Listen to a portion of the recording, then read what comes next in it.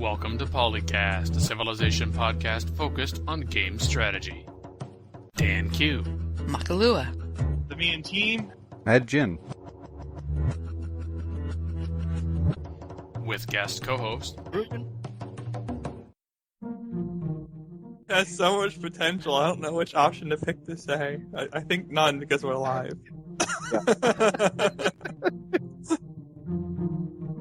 With my blatant lack of enthusiasm, please welcome to episode 243, Dan. I'll raise your enthusiasm. Makalua. That's not what you're supposed to be raising. Matt Jin. Got your flag right here. And the main team. What I'm raising is your city. And I'm Ruben. Welcome to the show.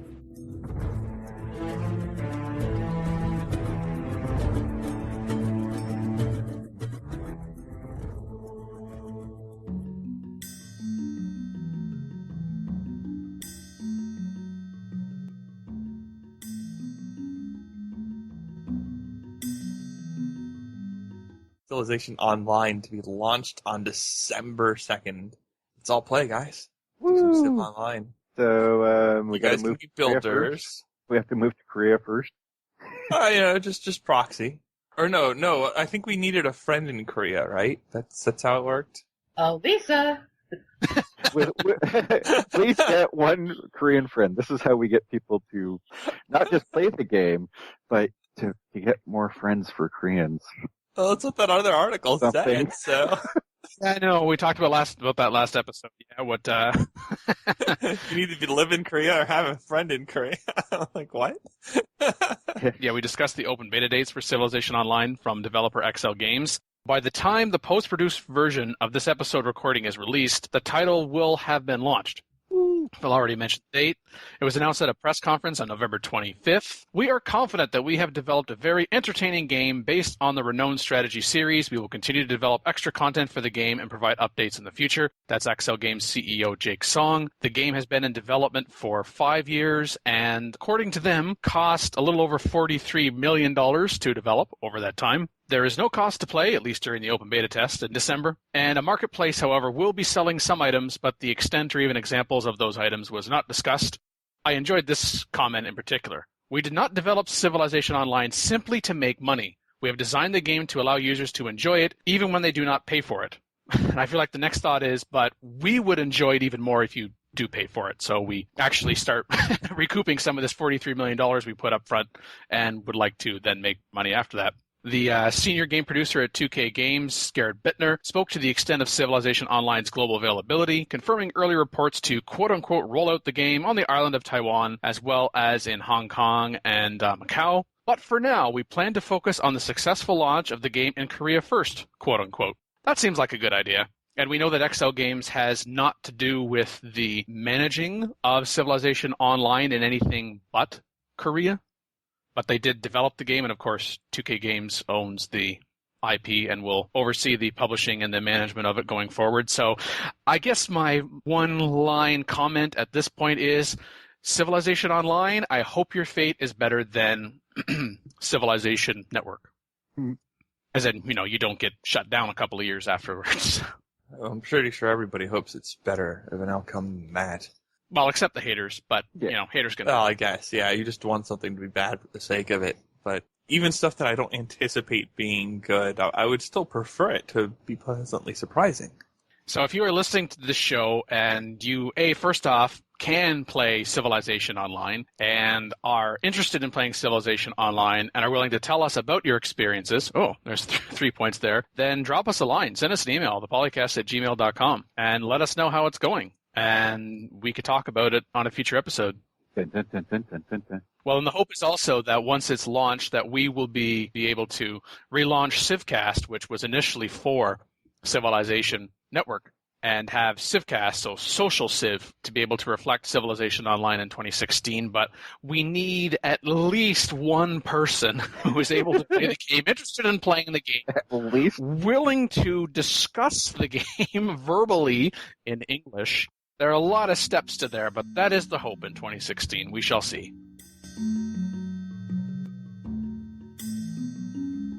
So we are now part of corporate marketing research. Only if you prostrated yourself. Dave Hinkle asked us to participate in a survey from 2K. I did. It's a marketing survey. It's about how to sell games. But one thing is all the speculation that this survey precedes Civilization 6. So that could be good news. Of course. Yeah, there's not a lot that's directly game-related that I'm seeing so far. I'm looking at it now, and it's just like, how are you finding out about the game? What do you regularly use? That kind of stuff. We'll see how long this goes. Yeah, I mean, it's standard. Yeah, the first page speaks of demographics like age and gender, and you got other questions about participation and purchasing in games, the time you spend playing turn-based strategy games, what social media you follow of online retailers and Civilization channels, and then which titles in the series you own. All but one of the 21 questions are required. The one that is not required to be completed in order to continue and ultimately complete the survey is order the most important things for you when buying a PC-based strategy title. Game mechanics, price point, system requirements, storyline, press reviews, and customer reviews. I found it interesting that one was not required. That was the hardest question of them all. Yeah, it's also kind of important.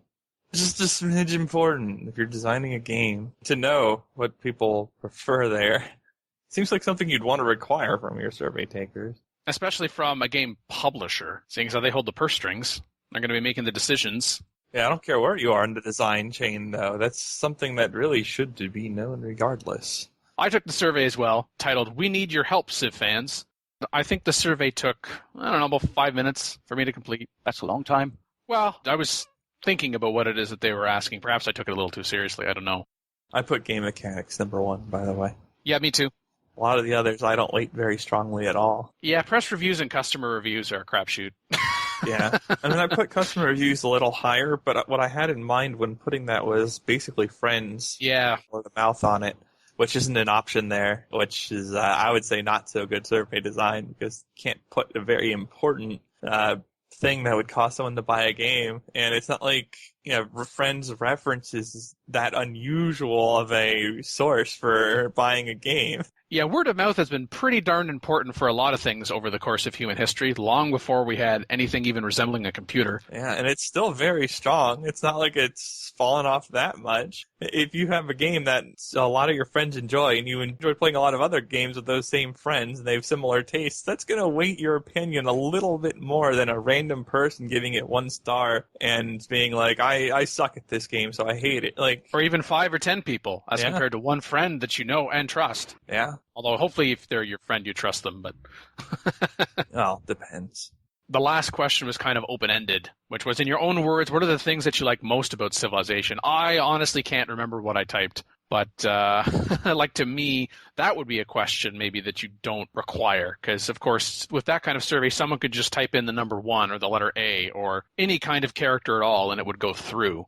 But I agree, it's definitely marketing focus, and it makes sense that the Firaxis Games community manager who works for 2K Games is the one that is promoting this, clearly coming from 2K. I don't remember them doing something like this before. How useful is it, air quote, to 2K? How much is it going to influence future decisions at 2K and Firaxis as compared to, say, what is being discussed on Civilization forums? They're probably trying to get people that would not maybe otherwise contribute to forums, except seeing as how he promoted it on the 2K forums and Civ community forums. Maybe he's trying to get, again, people who either don't register an account there, or they do so and they say very little in response to actually provide some kind of input. There's no known end date for the survey, but I would say, just anecdotally, if you complete it within a month, so you complete it by mid-December, the link will probably still be active. Don't know what they have in mind exactly. We don't know if they're going to report on any kind of results. There's no mention of it, so probably not, although you could ask after the fact. How's it going? Hopefully 2K Games and Firaxis will not only look at the responses to the survey, but the conversation that is happening around the survey. And in fact, on CFC, someone said in response to Dave, there's some issues with the survey. And Dave said, can you elaborate? And it was a relatively quick response, and other people have kind of chimed in. So even if he does not respond again, hopefully he takes that, which helps not only future survey designing, because you don't want it to go in and say, okay, so guys, we have this survey, and we went and we changed it. Okay, yeah, and then that's what are you doing with the results that you've already gotten? But that combined with the discussion that comes up on the forums about why didn't you ask this question? Because I forget who it was, or it might have been a couple of people, but they said, how come there wasn't a question on here about what things you don't like about Civ? Because there was the open-ended question at the end about what you do like about Civ. It could be about the content, it could be about the process, it could be about both of those things. And I think in terms of the quotes that I got from CFC, the one that matched your reflection of people not being particularly happy would be Westwall. Yeah. What a disappointing survey, having less to do with Civ and more to do with impersonal corporate marketing research. It's an insult to fans, quite frankly. I would not go so far as to say it's an insult to fans. No, but I think it's a misunderstanding. This is a survey posted on the forums, and we immediately believe it to be something related to Firaxis and maybe Civilization 6, and we find out that it's simply a marketing survey. Yeah. So it's very different. People reading game design into it. From the comments I've been reading, one in particular, or two in particular, that this survey is about how to more efficiently sell their broken, unfinished games with pretty graphics, asking if what they like and what they dislike about the games. I don't think that's the point here. This is mainly for marketing, or only for marketing. Oh yeah, this had nothing to do with any particular game. No. Surely them wanting to see what the community would tell them. Oh, they want to see what people are looking at, basically. Yeah, and how they can sell their games more efficiently. And I don't mind that. Yeah, there's nothing wrong with that. That's standard. I mean, you don't want to put money into sending a message to relatively few people when you have more efficient avenues to go. It makes sense. There's no upside to anybody if they're blowing money on advertising to nothing. Well, yeah. That doesn't help anybody. No, and they're not pretending or purporting to be something that it's not. Yeah. Either. But the misunderstanding is there. This survey has something to do with the Civilization series and upcoming games. It's purely marketing. Yes.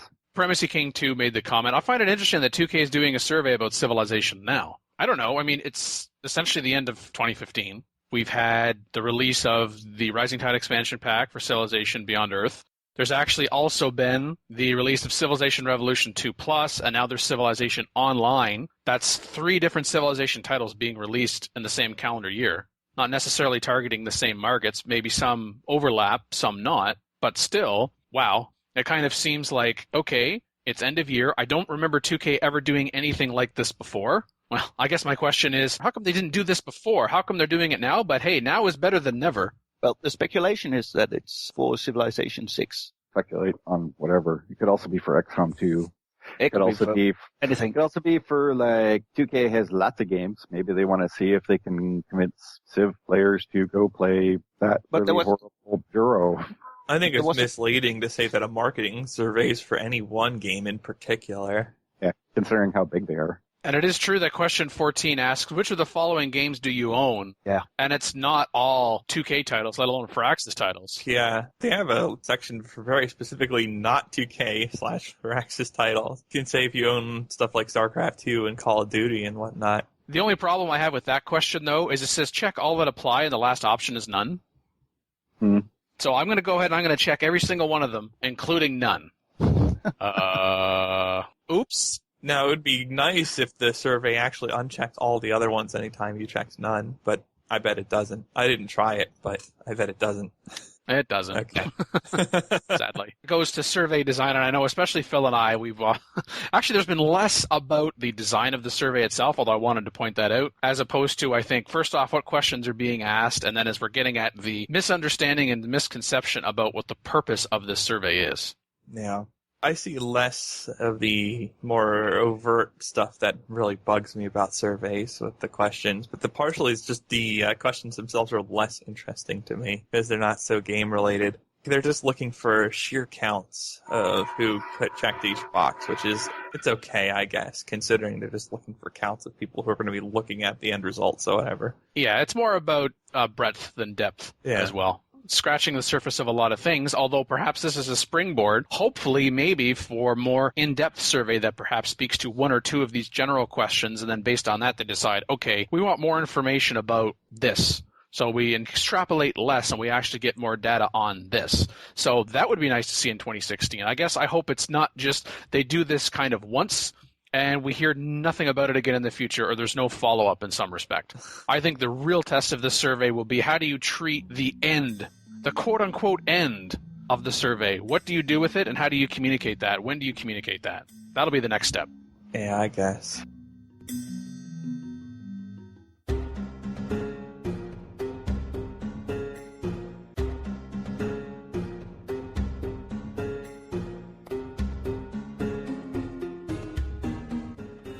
So hey, we're doing the versus thing again, X thing versus Y thing, and for Bert, the fear and respect mechanic, how are we all using this? Yes? Actually, I don't think I specifically try to make them fear or respect me, it just kind of happens. And then sometimes they start respecting me in the middle of me punching them into the ground, which is kind of funny. Yeah, it's a lot of incidental. Yeah, it's never the thing you think. Oh, you think you get an army-sized respect while in the middle you're punching them in the face. No, it's like, wow, you're so good with all your farms. Where do you get food for all those people? What? You think complimenting my farms is going to get me to stop punching you in the face? Yeah, it's kind of one of those things where it's a nice addition to the game, and it certainly influences the AI's opinion of you, and if and when they go after you, and who they may or may not ally with to go after you, or quite frankly, each other. But kind of what Mackie's getting at, it's I pay attention to it as it comes up. And then if I'm thinking about an agreement, I guess that would be the one exception. If there's an agreement that I want with an AI for a particular period of time, and I realize, oh, their respect of me is only 2 or 3, maybe if I got to 5 or 6, and that I would then maybe try to do something little, like, oh, why don't I go ahead and complete this wonder? That'll get a small increase in respect. And then I can get this agreement, which often means that by getting that agreement, I can then use whatever benefits I'm getting to then go after that AI first, or that AI later while I go after other AI. Because it all goes back to the diplomacy is the end of a laser. Can't be the end of a spear. We're in space now. It's the end of a laser. Pew! Mm-hmm. Mackie and I are on the same wavelength, just like the laser. Pew pew! So what color is your laser? Red. See, I went for green. Looks cooler. Well, Mackie, we are themed for the season now, aren't we? True, I hadn't thought of that. I don't think my brain has registered its post-Thanksgiving yet. You're forgiven for now. It is the season. You build units and you kill the other enemy's units, and then they say some things. I think they're like salty in tears or something, and then you win the game. Well, there's certainly entertaining comments when they're being salty about things. Well, yes.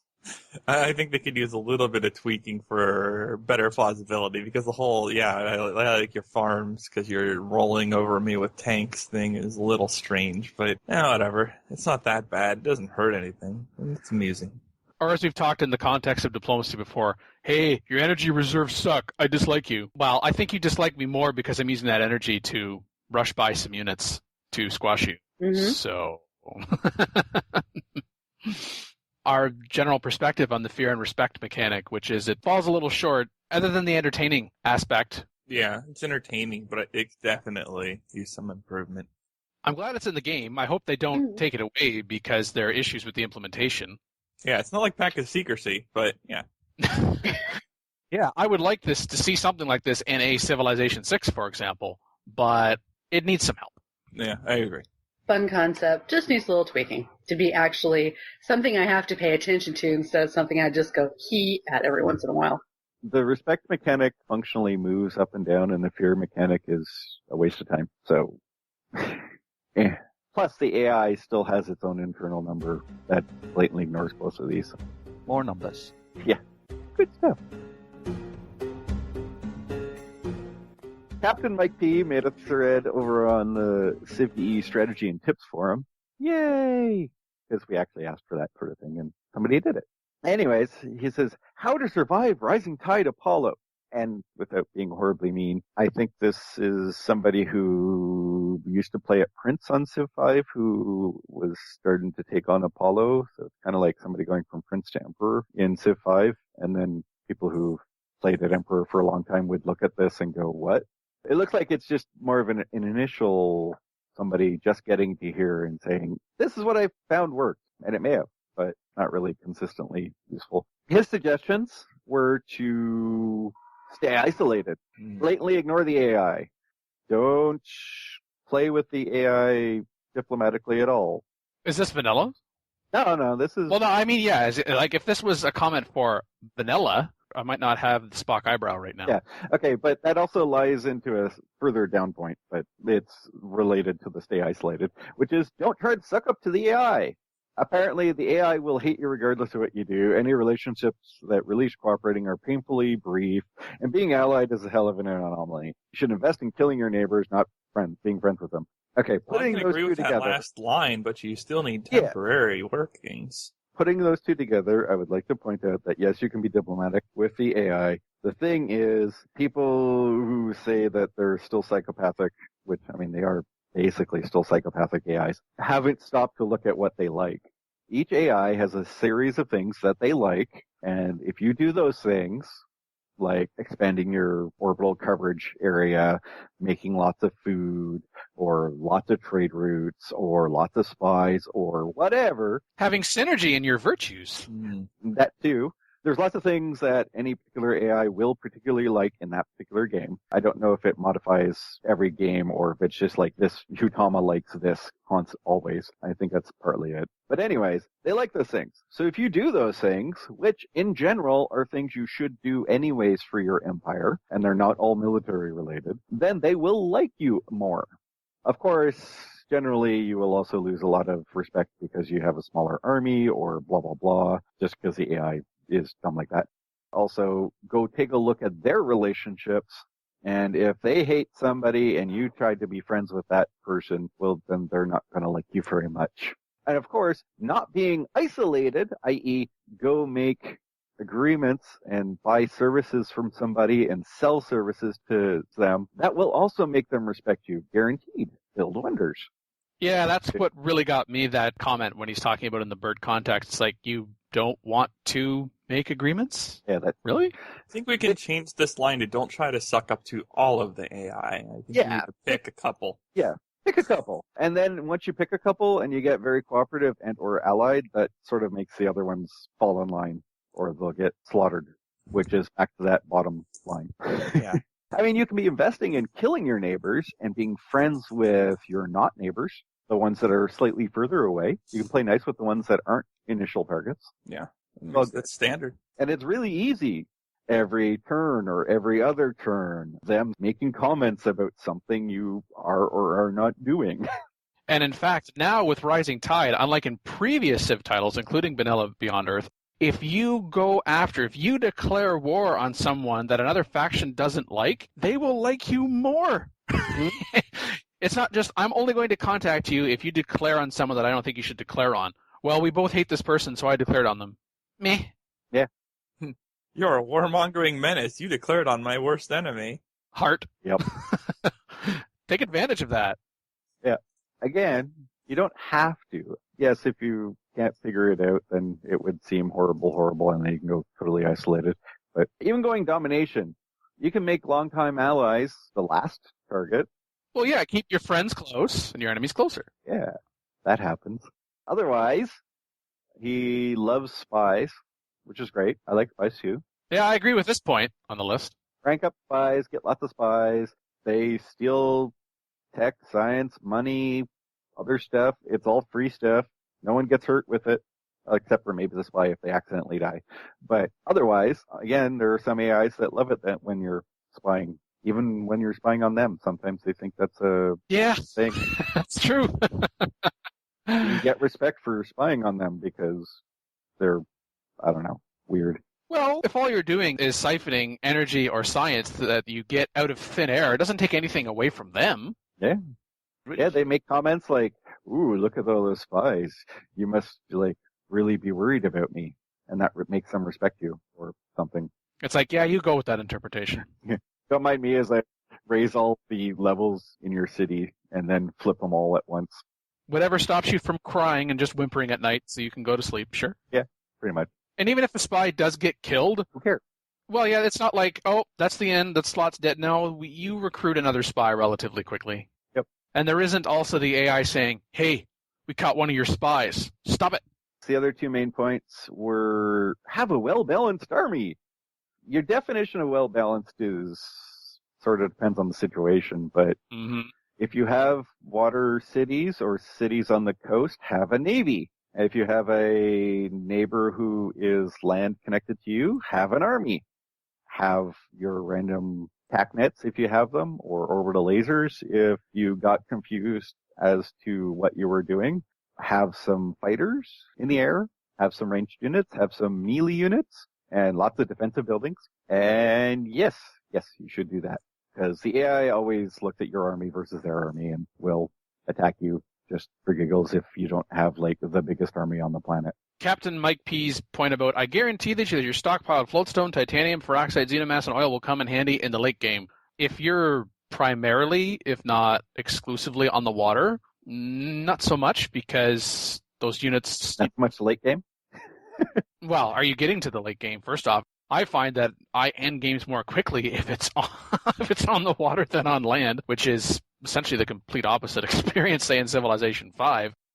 But I don't need lots of stockpiles of these strategic resources. It helps in those situations where, can't quite get to that with my Navy, so that's fine. It would be nice to have a handful of resources, to have some specific, even melee units to go in there and take the city after, say, it's been bombarded from the ocean, and or ranged units that are on land. But I don't really feel the need to stockpile most of the time, in part because if you're also taking territory, then you're getting those resources as you go. It's a reward. So I'm not actively thinking, oh my gosh, I should have like 20, 30 sources of. It's, no, I only need a few right now, and then those few will help me get more, and then that 10 will help me get 15, that 15 will help me get 20, and so on. Mm-hmm. Then he talks about virtues. Industry and might. That's sort of where everything kind of falls apart. Well, okay, it fell apart long before this point, but there's no real specific virtue or virtue combination that works better on Apollo than others do. All virtues are useful on Apollo, to the point of no virtues are useful on Apollo.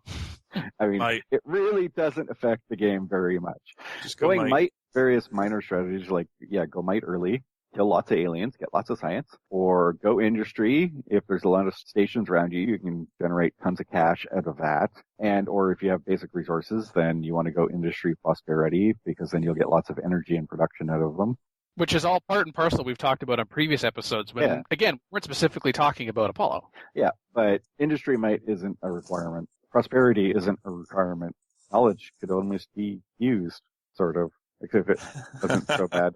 For Apollo, things that actually are useful go further down in the thread. Evgenij mentions that he usually picks up the diplomatic perk that adds plus science per deal for service that you initiate. So since you can only have 5, it adds certain amount of science, and if you fill up all 5 of your services, then you can get lots of bonuses early in the game. That's provided you actually expand up your diplomatic capital sufficiently to be able to pay for all of those. But even if you take that perk and then you only choose the really cheap ones, so the +3 per perk, that still works just as well as paying for all the expensive ones. So you can get a science boost early in the game, which normally you wouldn't have because there's not a huge jump in science without doing something else. You could always use the convert production to science early in the game for this very similar effect. If you don't need that city to be producing yet another building. People are talking about also, explorer spam, and then going purity and knowledge to run around and grab all of them.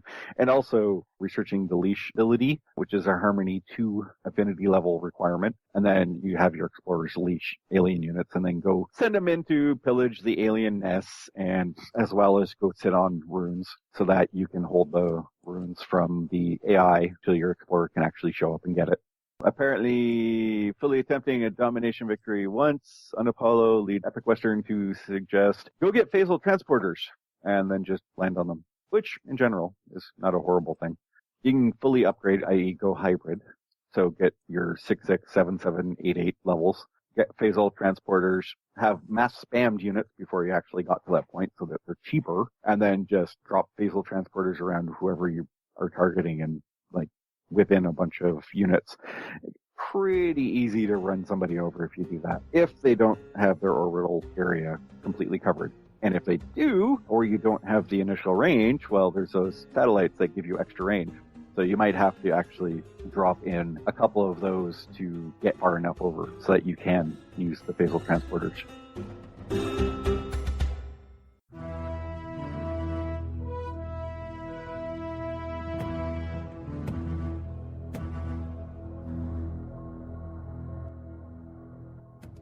From Defiant Mars, ideas for more units. This is kind of extensive. Well, yeah, he talks about explorers, 5th unit core affinities, and hybrid units. Yeah, but there's a lot of detail here.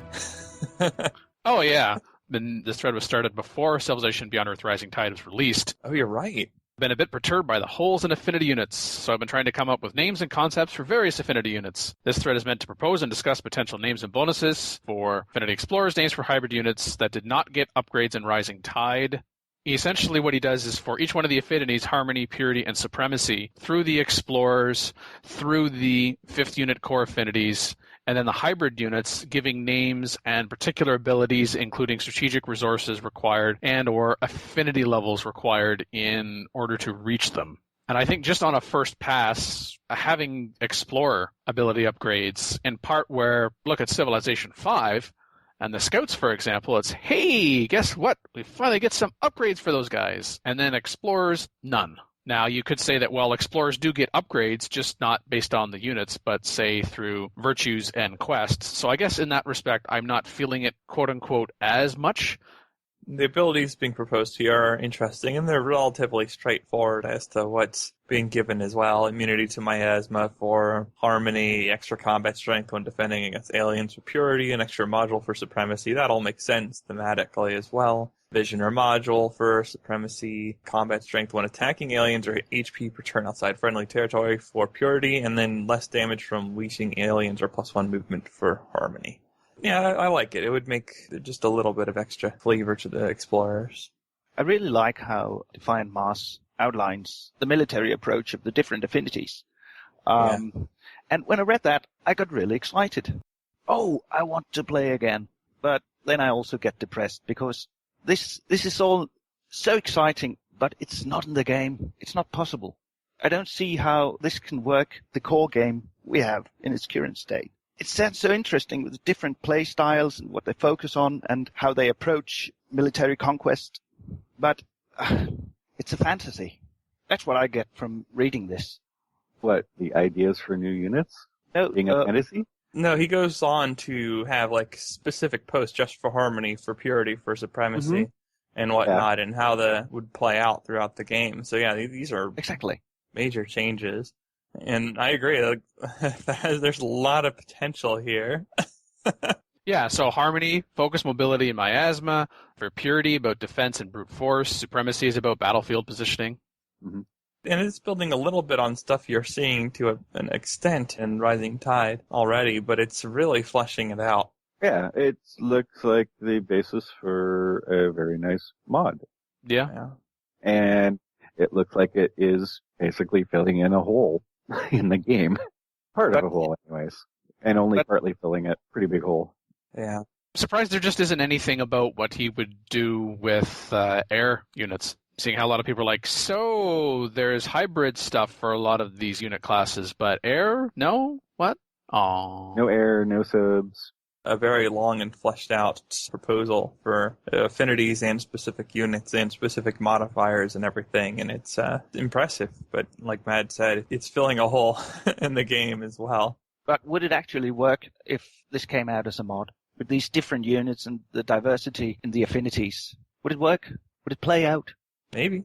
Well, in order to be fully realized, especially as primarily a single-player game, there would then be questions of, so how does the AI handle this now?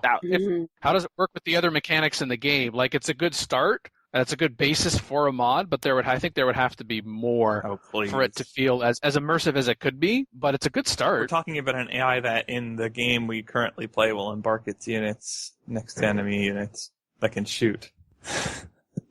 I mean, I don't know that the AI would necessarily need to be able to handle these new mechanics in a very deep fashion. It could just pick something and build the units like it always does, and it would probably perform similarly to how it does right now, which is not very well. Oh, I'm certainly speaking of a larger issue, no doubt, but if you're going to make changes to the units, even if you set aside the AI, I think it would positively impact gameplay otherwise. As I said, it's a good start. Yeah. But I think the next step would be to actually see someone take the reins and mod it, and then playtest it. Get people to playtest the mod. Sometimes you don't know what you don't know. This sounds good, like in a design premise, and then to actually run with it. At the very least, like getting excited, he wants to play again. Oh, yeah. And you see that, as soon as you've got that excitement, there's the will and the want for this to work. And so if you've got that, then you've got the drive and you've got people that are going to be interested. And it's like, I'm not very good at design, but I'm good at playtesting. I can give you feedback. And then you start developing a team to work on this. And it's not something that you're going to, finish next weekend. But you need a base game for the mod. And that's my point, the depressing part. Would this work in a multiplayer environment for Beyond Earth? Is there room for this kind of diversity? I think there's room for it, but would it necessarily be preferred over what we're doing right now? Yep. In a multiplayer, now I'm not necessarily convinced of that, no. But that doesn't preclude it being beneficial. I think the diversity is appealing from a multiplayer standpoint because it makes each of the choices you make play out very differently. But you're getting to the point where balancing it is on the order of trying to balance for something like StarCraft. So it's not going to be very easy to make each of the choices remotely equally viable. But it's not impossible either. It's just for one person working on a mod, making that balance for multiplayer in a competitive environment would probably be really difficult. Or just in general even, because say you find out that you go this route, that person goes that route, be it AI or another human. Either you pick the route that one will slaughter, or that you'll slaughter them. That is entirely plausible in single player as well. It's not just a multiplayer problem. But it is more shown in multiplayer because humans will take a look at that. And it can come down to timings too. Like the AI is not going to milk windows on you very often. So if you're exposed for like 20 turns, good player and MP might be able to hit you in that window. AI probably won't be able to do it and often can't even really beat you at war when it should be able to easily. So yeah, it could manifest in single player, especially if you're the one using that window, certainly. But it's not going to be like multiplayer. As a viable mod, and then if it's viable and then it becomes engaging and then it starts becoming popular, then perhaps it will get the attention of developer Firaxis Games and publisher 2K Games, because then they can see, they took a concept and they implemented it such as they could as a modder, because there's only certain things that you can reasonably get to. If it proves itself in that way, then perhaps it could be used as a basis for maybe not Rising Tide itself, but future expansion or patch or what have you, because we know there's at least one more patch coming, although this seems like something more than you would just get in a patch. Then perhaps we could see it again in the future, because there is precedent for that, for mods coming out, and sometimes it's, we weren't even thinking about that as a possibility. Why don't we go ahead and then take what we see in the modding community, since people are playing and enjoying it, and bring it into the base game. So you want to stuff more features into the base game? Well, it's not even so much stuffing more features as it is fleshing out of what they've already got here, like, for example, the hybrid units. Just going a little bit farther for what's already there. Well, to me, it looks good on paper. I'm not convinced it would work when playing the game. Which is why I think a modder needs to say, okay, I'm going to actually try to do this first of all, and then play it themselves, and then get other people to play it, and see if it actually translates into something worthwhile. Maybe if this was a mod for Civilization 5, maybe. I could see it work, but not for Beyond Earth. That's the problem here. Because I was actually even thinking more that I could see it for Rising Tide than, say, a Civilization 5, because of what we already have with the result of Rising Tide. Again, like back to the hybrid units. But I think for both of us, we would actually need to see, can it go beyond the step of just talking about it and sounding good on paper? Would it work, and also, would it be fun? Yeah. Sounds like it would be fun, but sometimes it's, Yeah, how's the balance going to play out? How can we make it fun? How can we make it engaging? How can we make it something that's actually adding something to the game, as opposed to, well, it's in the game and nobody touches it, or people just touch on it here and there in very specific situations. You want it to be an active consideration of gameplay. Exactly. Which I think goes to our criticism of the fear and respect mechanic right now in Rising Tide.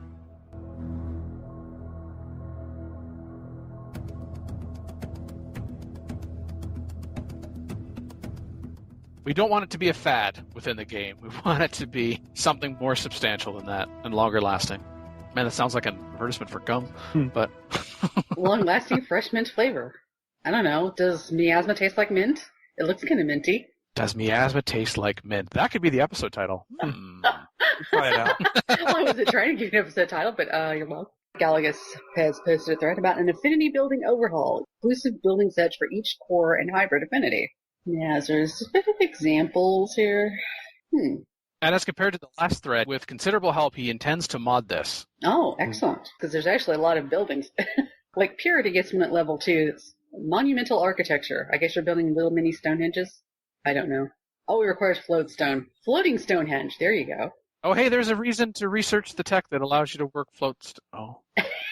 But for Affinity level 2 building, I don't know. Yeah, good luck building it at Affinity level 2, unless you're Yeah, changing that's what what I'm you can do when. thinking. That's not hard to achieve. Depends on where it is on the tech tree. Yeah, he might move the ability to mine floatstone up, too. You need to move floatstone to somewhere, or at least just drop the cost of the tech. Floatstone for something at level 2, I don't know about that. That might be a little iffy. Because you're only going to be able to build this retroactively once you do research floatstone.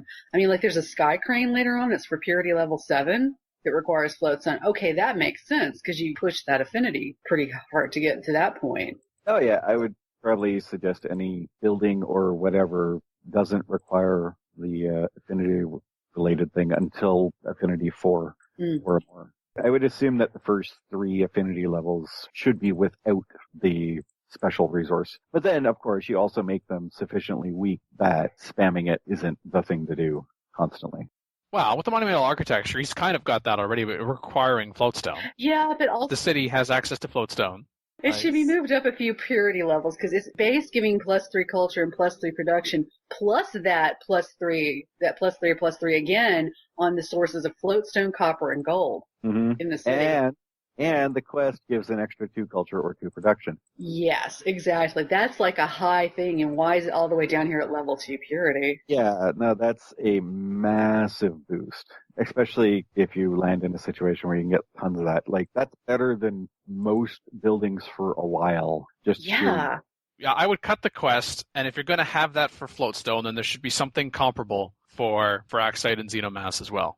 Well, Xenomass itself is also the highest yield boost in the game. But that's on purpose because that's part of the definition of the Harmony side is that it lacks in a lot of areas, especially science, but it has very high yield strategics, unlike the other two that have low yield strategics but high other stuff. So that's kind of the point of balance there. Yeah, the equivalent Harmony level 2 building is +4 energy. It's a xenofuel plant. It's +4 energy base, and then +4 energy from your algae, plankton, petroleum, and xenomass. That in the quest gives you some energy or +3 science from the xenomass. That seems a little more reasonable. You don't necessarily have a ton of the algae and plankton, or any of those. Well, base game, like actual game, ignoring what he's got there, he kind of dropped a building.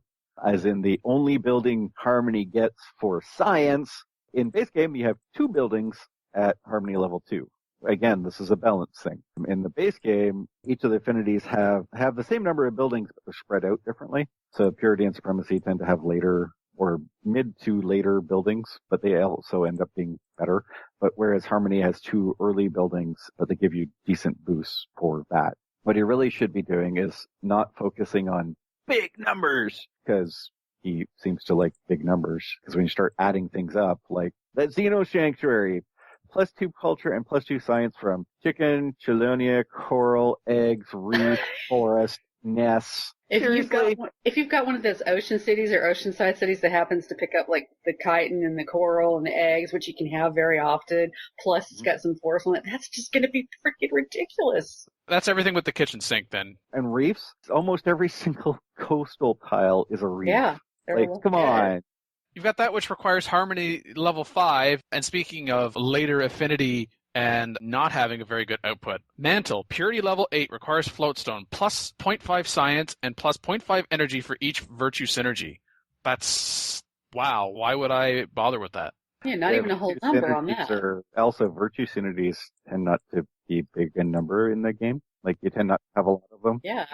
4, maybe 5, depending by the end of the game on how cultured you showed. More culture, more synergies, but obviously in a generalized game, you're not going to get a huge amount of them. And similarly, Terran Landscaping, Purity level 3, +1 culture and +1 diplomatic capital for every Virtue Synergy.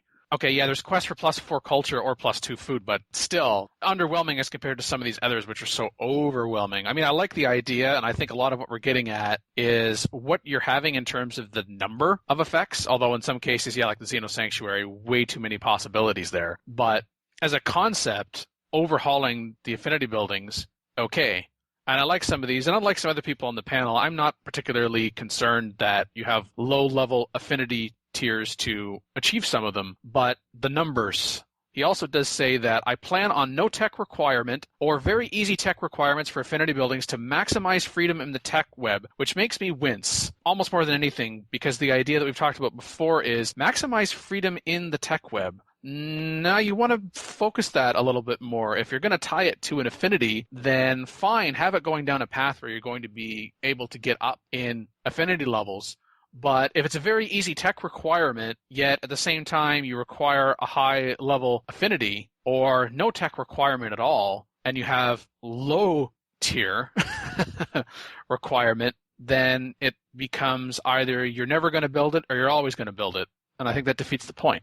Well, no, the concept for less tech requirements for the affinity, I mean, and you can say this with the exact same thing for the hybrid units and stuff like that. Having those tech requirements means they need a location on the tech web.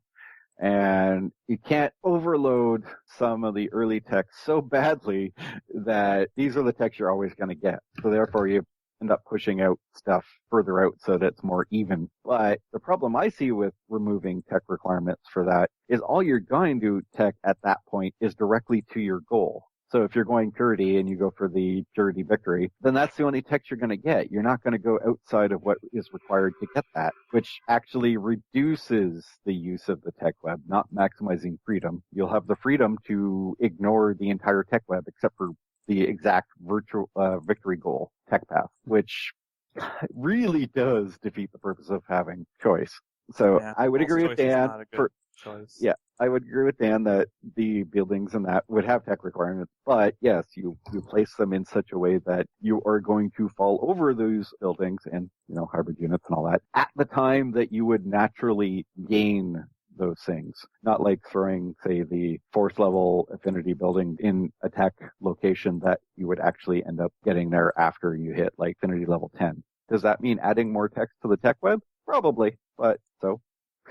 But there's only 1/3 of the choices available because there's an asymmetry. Buildings of different affinities cannot coexist in the same city. I would like that to be nationwide, but it reduces the choice to 1/3. Well, or different, because there's hybrid buildings in here too. Oh. Yeah, the comment about affinity buildings cannot be built in a city that hosts buildings of another affinity, except some of these buildings are hybrid. Yeah.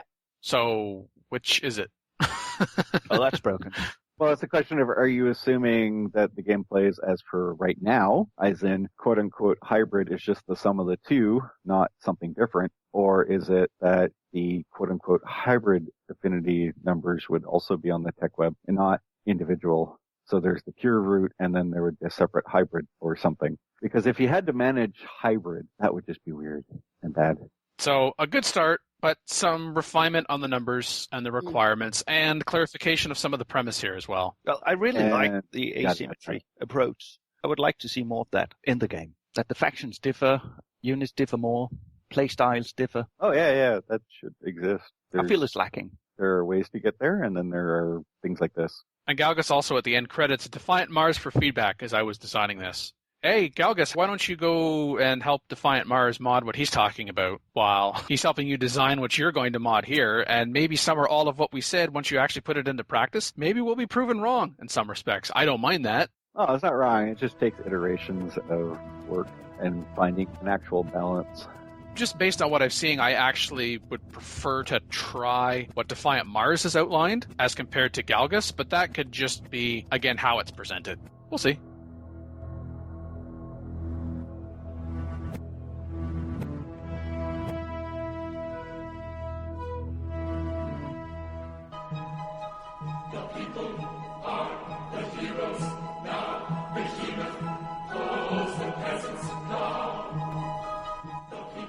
Under episode 242 feedback from Raka at Virtues. Why exactly do you people skip the Free Settler if they open with Prosperity anyway? Free Settler, to then Explorer charges, to Might for Domination or Knowledge for Peaceful Approach seems such an obvious synergy to me. One gets the Prosperity synergy bonus and then 2 extra Virtues count towards the Tier 1 synergy bonus. Especially if followed by Might to farm aliens, as one will be missing 2 Virtues to the free one anyway, so practically the Settler only costs 1 Virtue. And I think to me that just goes back to not so much that it's a bad choice, but I feel like I'm going to be more ahead more often by going the way we talked about on episode 242. It's not one's good and one's bad. It's just one's good and the other's better. So one is bad relative to the other. Thanks, Phil. Just making sure I understood correctly. Lumping that comment from America with legalized freedom, I'm always amazed by how diverse experiences can be in Civ. I just finished a Changsu domination-only game, Apollo, Standard Primordial, with only domination victory available. Air units were probably my primary military force. Their range, both attack and rebase, has grown since vanilla and is obscene. Once they are upgraded and tiered up a bit with 3 in each city, a constantly advancing group of 3 or 4 cities worth is unstoppable, at least by the AI, which in fairness doesn't do enough, if anything, to counter. I found the hybrid units to be quite useful and in some cases necessary. Many seem to be far more powerful than the standard units. I found the standard units to be very underpowered in the late game now. They do require resources, but in the current version of the game, the player swims in resources. Okay, so yes, in some cases, necessary, yes.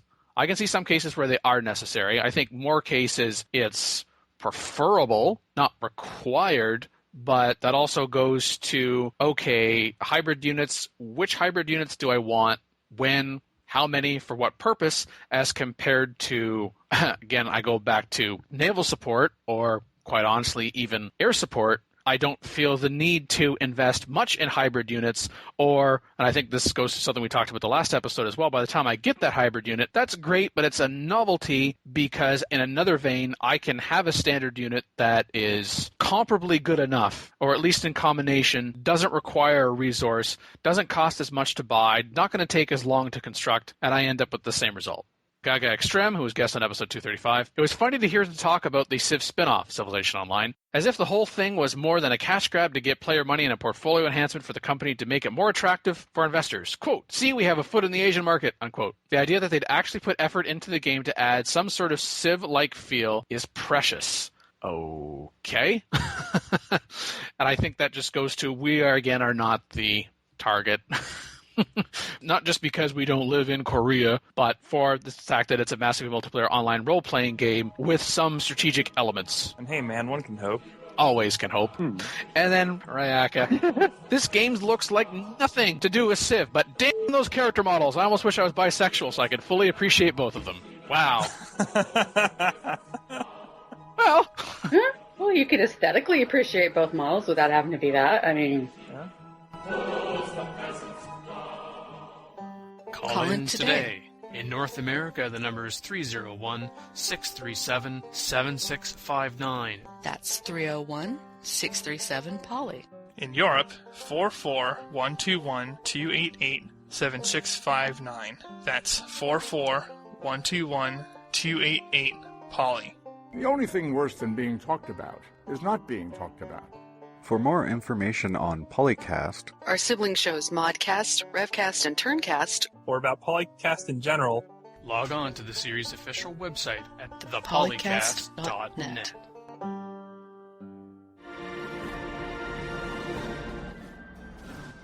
Before we get to this closing on the last regularly scheduled episode recording of PolyCast in 2015, we have a few items to discuss in terms of end of year and into 2016 for the show. Christmas is coming, and we have our annual special live event on the 12th of December. This one being on 2015, of course, because soon it won't be. We need questions, comments, investigative reporting, and things that are related to Civ and strategy games in general, or even PolyCast-specific inquiries, because, you know, if you're asking about weird people, might as well start here. We're the poster children for weird. Okay, then. Anyways, so ask lots of questions, doesn't matter. It's weird for us to be the poster children for weird when this is an audio-only show, but anyway, yeah, it's still fun. Apparently we're going to show up. We have no actual list of things to talk about, so y'all have to generate it for us. Yes, the AKA Dan would like a brief respite from finding topics for this show. I recommend you pick topics that I would approve of. Mm-hmm. Oh, dear. We'll make it a great Christmas. Yep. You know, let's give a preview. Let's answer one question right now from the buzzing. When will there be a PolyCast After Dark? Here's what you do. Step 1, turn off all the lights in your room. Step 2, close the blinds. 3, you're done. It's PolyCast After Dark. You're welcome. Right. Actually, no, there is a third step, which is to either listen to PolyCast live or bring up one of our post-produced episodes, because otherwise Dan, it'll just be after dark. There won't be any PolyCast. So, yeah. Otherwise, you just lock yourself in your room in the dark for nothing. Who's to say you can't refer to that as PolyCast? Huh? It's not necessarily for nothing, but... There you go. Well, that's true. You could just think of one of us. You don't have to listen, I guess, but we prefer you listen. And that's in the future, the near future. Speaking of the near future... Yeah, 2016, so we're still here for 28 more episodes next year. Yeah. Modcast will have about 6, and Turncast will have 13, because we keep playing on Saturdays and Dan keeps getting more material, so, it's inevitable. This has been episode 243 of PolyCast. I'm Dan Q, and I've been joined by our guest co-host, Ruben. Yeah, what? Yeah, what? I mean, it stopped making sense a long time ago. Oh, I like your implication that we perhaps made sense at some point. Makalua. Yeah, at some point, probably, when we start talking about podcast things, it all just dissolves into blah, blah, blah, blah, blah for the listeners. I mean, team. Presenting you a dish best served with salt. And magic. Salt, still the most powerful resource. And what you feel after playing a game.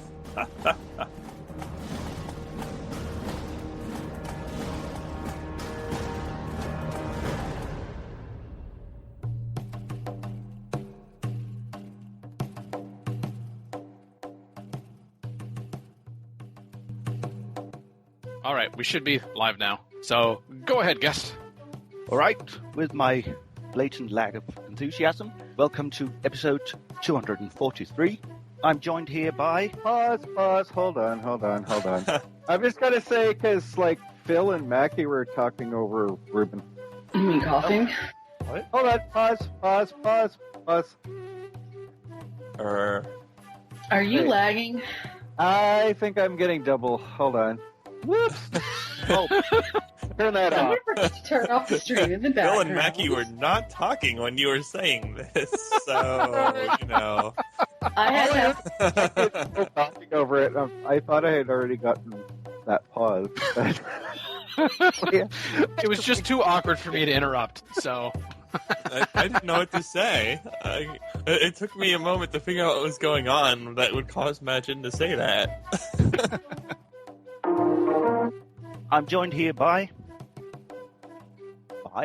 Oh, then introduce us. So I introduce you. The mean team, Dan, Concrete Bakalua. donkey over your... Oh, okay, okay, now we're going to talk This over time Tom. I was talking over you. Yeah. Speaking of oops, you don't pay attention to this. Could be crying sad face. Who's the crying sad face? Who's a well, I don't know. So hi, 3 other people on the call. Any opinions? no, Mackie and I have covered it sufficiently. We can go on to the next topic. We're that good, Mackie. No. Oh. See, we've been podcasting longer than the rest of them. That doesn't mean our opinions are necessarily better. Especially over the last several minutes. Not that I mind. Speaking of paying attention. Nope, still not. Yeah, he was suspiciously absent during this conversation. I was like, Well, it was just both a topic segue and also a direct comment to the person. It served both purposes well. I do have a question. Or respond to the corresponding threads on a Paladin Civilization site. Seriously, I can't just call it CFC. As soon as I saw that, I'm like, CFC, but I'm trying to say the real word. Don't go to civilization.com. Don't do it. Don't do it. Never go there. I have a face full of miasma. no, that's Xenomass. Oh, is that what you're... Okay. I'll show you Xeno. Think about the color of Xenomass and your favorite phrase. Mackie, why would... What? It's a favorite thing that Phil says all the time. Yeah, I know, but... I approve. It really should. I don't know. It really ought to be moved up. I don't know. Go ahead, Mackie. That's hilarious. Insert On Dan your hitting a coat, very it's gonna long be, oh speech my as I God. talk about somebody. Because that's really what all this is. What? What? Yeah, you don't have to be. I mean, you can find them You don't attractive. have to want to bang it to think it's attractive. Thank you, Mackie. I was trying to go for something. Oh, subtle? Oh, sorry. That's. I That didn't was think we Mackie did being subtle. subtle. We don't do subtle, do we?